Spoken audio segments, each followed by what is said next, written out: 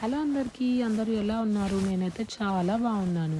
Welcome to my channel Nandini Reddy UK blogs. ఈ వీడియోలో నేనైతే పొద్దున్నే లేచి ఫాస్ట్గా రెడీ అయిపోయి కాఫీ తాగేసి టెంపుల్కి అయితే స్టార్ట్ అవుతున్నాను అనమాట. సో నేను లండన్లో ఉంటాను కాబట్టి లండన్ నుంచి బర్మింగ్హామ్కి 1 hour బస్లో ట్రావెల్ చేసి వెళ్ళా. సో నేను అసలు వెళ్ళిన రీజన్ ఏంటంటే ఒక బ్యూటిఫుల్ టెంపుల్ చూడడానికి అయితే వెళ్ళినా. సో యూకేలో ఇది అతి పెద్ద వెంకటేశ్వర స్వామి టెంపుల్లో ఒక టెంపుల్ అనమాట. సో ఈ టెంపుల్ వచ్చేసి 30 acres ఆఫ్ ల్యాండ్లో బిల్డ్ చేసినారు. అండ్ ఈ టెంపుల్ పూర్తిగా ప్రతిష్టాపించి ప్రాపర్ బిల్డింగ్ అయ్యి మొత్తం పూజలన్నీ స్టార్ట్ చేసేటప్పుడు 2006లో జరిగాయి అనమాట ఇవన్నీ. సో చూస్తున్నారు కదా, టెంపుల్ అయితే చాలా విశాలంగా ఉంటుందన్నమాట.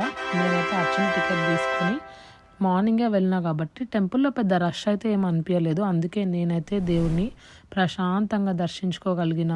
అండ్ నేను దేవుడి చుట్టూ ఎన్నో ప్రదక్షిణాలు కూడా చేసిన అనమాట. సో చూస్తున్నారు కదా, మామూలుగా అయితే టెంపుల్ చాలా అంటే చాలా బిజీగా ఉంటుంది. బట్ ఈరోజు చాలా నార్మల్ రష్తో ఉందన్నమాట. సో దట్ మనం చక్కగా దర్శనం అయితే చేసుకోగలిగాం.